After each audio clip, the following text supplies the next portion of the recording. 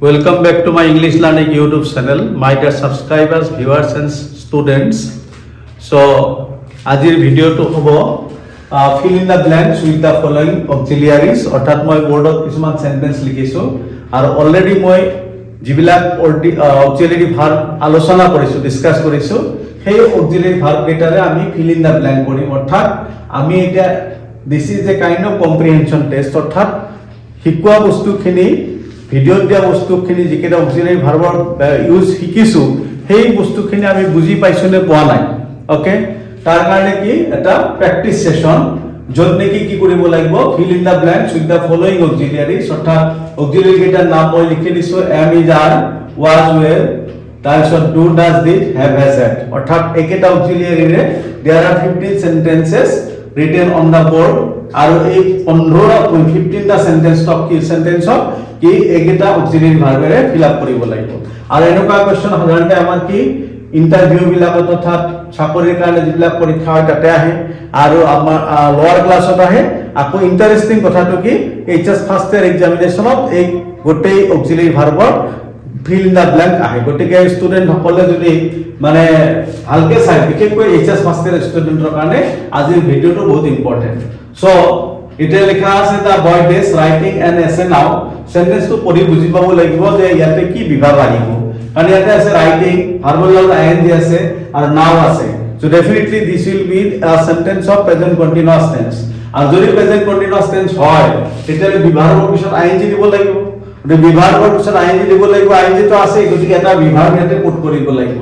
So which বিভাগ will be appropriate here? Definitely the boy third person singular number, গতিকে is ইয়াতে আহি যাব। So the boy is writing an essay now.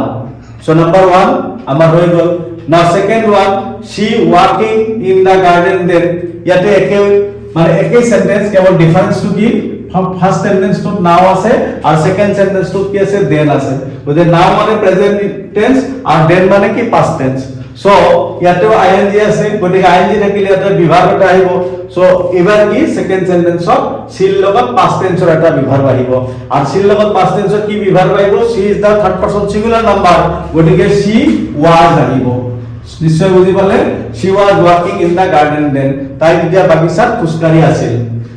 Number 3 I days in the classroom now. আকৌ নাও আহিলে আৰু বৰ্তমানৰ লোকেশন বা পজিশন বুজোৱা হৈছে, মই এতিয়া ক'ত আছো। গতিকে মই ক'ত আছো বৰ্তমান অৱস্থান বুজাবলৈ আমি কি কৰিম প্ৰেজেন্ট ইনডিফিনিট টেন্স আৰু যেটো বিভাগ হ'ব সেই বিভাগ আই কাৰণে সদায় কি এম ৰিজাৰ্ভ। গতিকে কি হ'ব I am in the classroom now, I am in the classroom now. Second sentence তো আকৌ কি আছে, that means number 4 I days in the playground then. ইয়াতে নাওৰ জায়গাত কি আছে দেন আছে, আগৰ নিচিনাই। দেন মানে it indicates a past time আৰু পাস্ট টাইম যেতিয়া হ'ব পাস্ট টেন্সত আইৰ লগত কি আহিব ওয়াজ আহি যাব। ওকে, হিৰ লগত ওয়াজ আহিব, সিৰ লগত ওয়াজ আহিব, ইভেন ফাৰ্স্ট পাৰসন আইৰ লগত কি আহিব ওয়াজ আহিব। অৰ্থাৎ মই তেতিয়া খেলপথাৰত আছিলো, I was in the playground then. Again you does my good friend. তো সেন্টেন্সটোত কি কৰা হৈছে যে তোমাৰ আৰু মোৰ এটা সম্পৰ্কৰ কথা উল্লেখ কৰা হৈছে আৰু এইটো কি আগতেও আছিল এতিয়াও আছে সদায় থাকিব তেনেকুৱা ধৰণৰ, অৰ্থাৎ বৰ্তমানৰ এটা সম্পৰ্ক।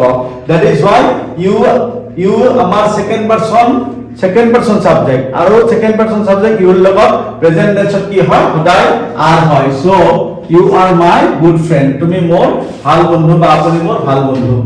Next I children playing in the park now. আকৌ নাও আহিল, নাও মানে প্রেজেন্ট টেন্স অর্থাৎ কন্টিনিউয়াস টেন্স। আকৌ প্লেইং তো আছে, ভাৰ্বৰ লগত আইএনজি যেতিয়া আছে বিভাগটো আহি গৈ। গতিকে চিলড্ৰেন টু কি এতিয়া children is definitely the plural form of child. গতিকে চিলড্ৰেন যেতিয়া প্লুৰেল ফৰ্ম হয় প্লুৰেলত আমাৰ বিভাগ আহে প্ৰেজেন্ট টেন্সত are. So children are playing in the park now, অৰ্থাৎ ল'ৰা ছোৱালীবোৰ এতিয়া পাৰ্কত খেলি আছে। সো মৰমৰ ছাত্ৰ ছাত্ৰীসকল নিশ্চয় প্ৰত্যেকটো সেন্টেন্স মই এক্সপ্লেইন কৰি দিছো, আপোনালোকে বুজি পাই আছে। এবাৰ আকৌ আহিল দা বয়স তো ডেফিনেটলি কি প্লুৰেল ফৰ্মত আছে আৰু সিঙ্গিং আছে। আকৌ এট দ্য টাইমটো কি আছে এট দ্যাট টাইম, অৰ্থাৎ সেই সময়ত। অৰ্থাৎ the boys they singing a song at that time, অৰ্থাৎ ল'ৰাবোৰে সেই সময়ত গান গাই আছিল। সো সিঙ্গিং আছে ডেফিনেটলি এইটো কন্টিনিউয়াস টেনছন আৰু এট দ্যাট টাইম মানে কি পাস্ট কন্টিনিউয়াস হ'ব গতিকে পাস্ট কন্টিনিউয়াসত আমাৰ দা বয়জ প্লুৰাল ফৰ্ম ইয়াৰ লগত বিভাগ কি আহিব ওয়েৰ আহিব so the boys were singing a song at that time the boys were singing a song at that time আকৌ I did my homework every day ইয়াতে কি হ'ব গতিকে বিভাগ বিলাকেৰে আমি অলৰেডি এমইজ আৰ ওয়াজ ওয়েৰ অৰ্থাৎ পাঁচটা বিভাগেৰে আমি সাতটা মান কি কৰিলো ফিল ইন দা ব্ল্যাঙ্কস কৰি দিলো এইবাৰ কিন্তু অলপ বেলেগকে চাবলগীয়া হৈছে কাৰণ ইয়াতে যদি বিভাগ দিও তেতিয়ালে নহব কাৰণ বিভাগ থাকিলে আধাটা আনটা ভাগ থাকে বা এনজি থাকে আৰু যেতিয়া কোনো লোকেশন বুজায় কিবা বুজায় তেতিয়া বিভাগ আমি ব্যৱহাৰ কৰো কিন্তু ইয়াতে কি আছে আই গেস মাই হোমৱৰ্ক এভৰিডে তাৰমানে ইয়াতে নিশ্চয় কি কৰা বুজাইছে মই প্ৰত্যেক দিন মোৰ হোমৱৰ্ক কৰো সো ডেফিনেটলি কি হ'ব আই ডু মাই হোমৱৰ্ক এভৰিডে কাৰণ আই লগত কি হ'ব ডু হ'ব প্ৰেজেন্ট টেন্সত আৰু এভৰিডে আছে কাৰণ present tense so I do my homework everyday second sentence ৰাখো কি ৰাজেশ ডেজ দা ওয়াৰ্ক ৰেগুলাৰলি গতিকে ৰাজেশে কামটো নিয়মিতভাৱে কৰে গতিকে নিয়মিতভাৱে কৰে মানে এইটো প্ৰেজেন্ট ইনডিকেট টেন্স অফ সেন্টেন্স গতিকে ইয়াতে কি লিখিব ডু ভাৰ্ব ইউজ কৰিব লাগিব কিন্তু ৰাজেশ তো হল কি থাৰ্ড পাৰসন সিঙ্গুলাৰ নাম্বাৰ এই কাৰণে Rajesh does the work regularly okay Rajesh does the work regularly আকৌ নেক্সট নাম্বার 10 আহিল does you know how to speak English sentence to question mark আছে গতিকে ডেফিনেটলি এইটো এটা ইন্টারগেটিভ সেন্টেন্স আর ইন্টারগেটিভ সেন্টেন্স আমি কি কৰো যেতিয়া ভাৰ্ব টু প্ৰেজেন্ট টেন্সত থাকে তেতিয়া ডু ভাৰ্ব আহিলে তাক আমি প্ৰেজেন্ট মানে ইন্টাৰগেটিভ কৰো গতিকে যেহেতু কোয়েশ্চন মার্ক আছে গতিকে কোয়েশ্চন হিচাপে লিখিব লাগিব যে এই ব্ল্যাঙ্কত কি আহিব আমাৰ নো টু প্ৰেজেন্ট টেন্সত আছে আৰু ইউ হল সেকেন্ড পাৰসন গতিকে ডু লিখিব লাগিব সো ডু